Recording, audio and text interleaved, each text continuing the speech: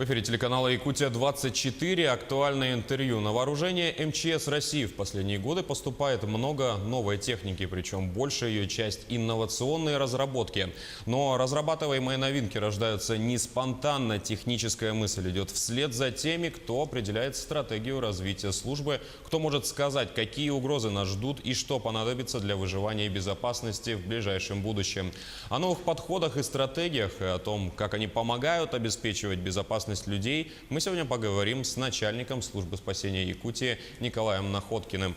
Николай Александрович, здравствуйте. Добрый день. Спасибо, что выделили время и приехали к нам в студию. Но перед тем, как перейти к вопросу новых технологий, хотелось бы узнать, какие угрозы ИЧС являются сейчас главными и как изменится их характер в ближайшем будущем. Ну, по сезону, конечно, у нас в первую очередь это лесные пожары, стоит жара, и у нас есть такая сезонная болячка, да, связанная с лесными пожарами. Но в то же время у нас, если считать ЧС с пропажами людей, то начинается ягодный сезон, дикоросы, будут пропажи людей, и продолжается купальный сезон. Тоже жаркая температура, она влечет людей к водоемам, и необходимо соблюдать правила безопасности, чтобы не было никаких ЧС. А как должны изменяться подходы к обеспечению этой самой безопасности? Ну, в принципе, у нас должен быть системный подход к реагированию на ЧС. Вот есть девиз МЧС, он говорит, это предупреждение, спасение, помощь. Да? Наиболее затратные, да, спасение, помощь у нас в республике это делается. Вы знаете, вот сколько людей вытаскивают там на вертолетах, на веревках, там сальдин, там с деревьев снимает. Помощь оказывается, вот буквально в эти дни Минфин выделяет деньги, материальную помощь для аварийно-спасательных работ тем людям, которые попали под паводки, весенние, летние. А вот первый девиз, это предупреждение, у нас уделяется мало внимания. На самом деле, чрезвычайные ситуации, особенно в Якутии, они имеют циклический характер. Мы даже сидя здесь можем сказать, что 15 мая 2025 года будет угроза подтопления Даркелаха там, или еще какого-нибудь населенного пункта. Конечно, риски, они меняются, климат изменяется, но в принципе это имеет цикличность. Поэтому необходимо развивать научное сопровождение для того, чтобы предупреждать, по возможности предотвращать или минимизировать потери от чрезвычайной ситуации. А говоря о пропаганде и информировании населения, как на сегодняшний день МЧС проводит эти работы? Я отвечаю за службу спасения Якутии, да. К сожалению, вот целевой программе по защите населения, территорий ни копейки не отводится на профилактику. А это, конечно, сложно проводить там на энтузиазме, через общественников. Мы, конечно, это проводим, но мне кажется, нужно было бы это делать более системно и более развито. Вот, к примеру, у нас климат экстремальный. Первоклашки у нас учатся там до минус 45 градусов. Но не все готовы к таким экстремальным условиям. Поэтому и детишек надо, и людей вообще готовить к жизни в экстремальных условиях. Урок ОБЖН, да, который один раз в неделю проводится по всей России. И по этим стандартам у нас же. Но у нас климат намного жестче, поэтому больше надо было уделять времени и таким моментам. И в условиях выживаемости у нас каждый человек может оказаться, несмотря что мы в 21 веке, да, допустим, на зимнике, когда едешь между поселками, сломается машина. Все экстремальная ситуация. Человек должен быть к этому готов. И техника, и человек. И у нас очень много бывает случаев ну, например, и резонансные, когда молодые люди гибнут, ну, спасая других на воде. Мне кажется, во всех вузах, ну, во всех учебных заведениях должны быть специальные курсы, факультативы по, ну, выживанию, скажем, по оказанию помощи и спасению и себя, и ну, близких людей. Потому что у нас самый суровый экстремальный климат в мире, и подход к этому должен быть у нас заранее. Человек, если предупрежден, то он вооружен. То есть, получается, нужно проводить пропаганду непосредственно в учебных заведениях, как средних, так и высших? Да, если учебные заведения, допустим, физкультурные, там спортсменов готовят, ну там вообще обязательно, медицинские тоже обязательно, оказание там первой помощи и так далее. И необходимо готовить ребят, ну, людей, инструкторов, которые сами бы научили, чтобы был такой эффект мультипликативный, да. Он приедет куда-нибудь, ну, по распределению в деревню, он может уже объединить людей, обучить их, те других, и тогда мы бы, ну, имели более подготовленное ну, население.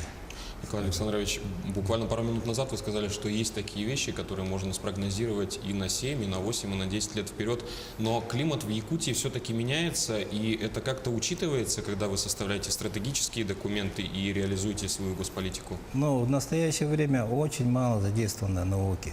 На самом деле нужно очень пристально и более, скажем, широко изучать изменения климата. У нас появились новые такие чрезвычайные ситуации, связанные с оползнями.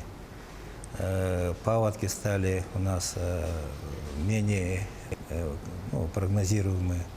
На севере, например, на Алазее вода уже в течение более 10 лет, она все прибавляется. Там увлажненность почвы, обводненность. Я в 2007 году ездил на Алазею в связи с тем, что осенью там подтопления пошли. Это в конце сентября, в октябре, когда все должно было там замерзнуть.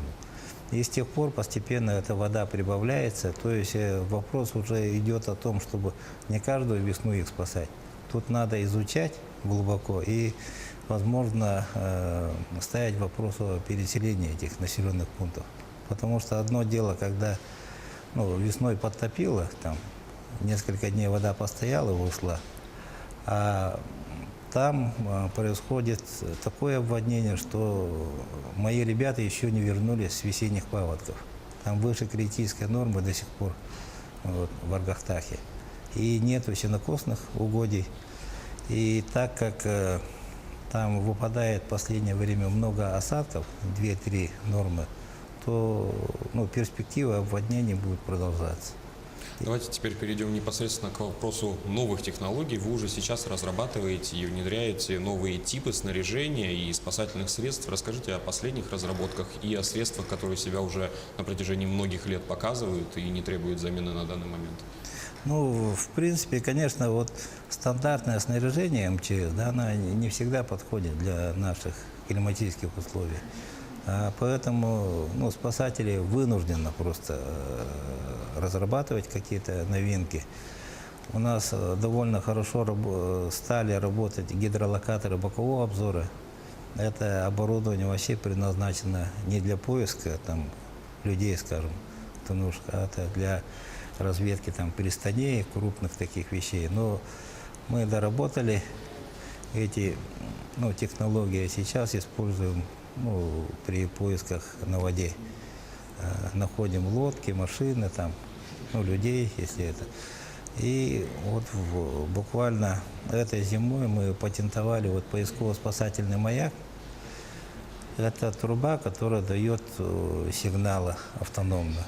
Вот представляете, если человек, ну, например, семья поехала по ягоды, когда вечером собирается, хозяин садится в машину и гудит.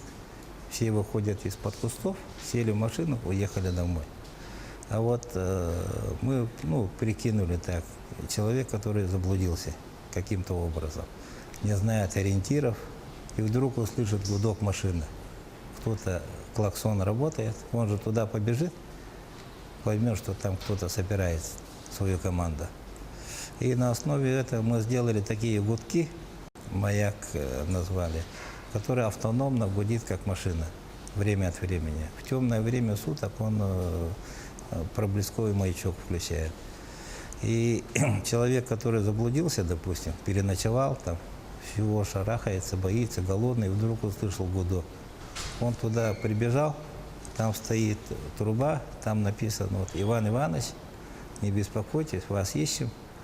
Каждые 3 часа вот эти гудки проверяют спасатели. Там водичка есть, спички, галеты. Человек успокаивается, сидит, ждет, и все. А в настоящее время как происходит? Вот недавно закончились, не то что закончились, но активная фаза поиска в Верхневилюйском районе. Там женщина потерялась в лесу. В общем, ее искало более 800 человек. 170 единиц техники. 2 раза применялось воздушное судно. И Ан-2, и Ми-8, ездовые лошади и так далее. В общем, это только один пример поисков. Да? А если мы вот эти маяки имели бы, мы бы расставили их, штук 20 там поставили, и всю территорию охватили бы. На один какой-нибудь все равно она вышла бы. Потому что если человек может ходить, просто заблудился, он выйдет на ориентир, и тогда намного эффективнее проводить поисковую работу. Вы представляете, мы более сотни поисков проводим там в течение года. И каждый раз поднимать вертолет, он тоже летом малоэффективен среди зеленки. Там видимость очень слабая. Вот такое простое, скажем, снаряжение могло бы помочь спасти больше людей и проводить более эффективные поисковые работы.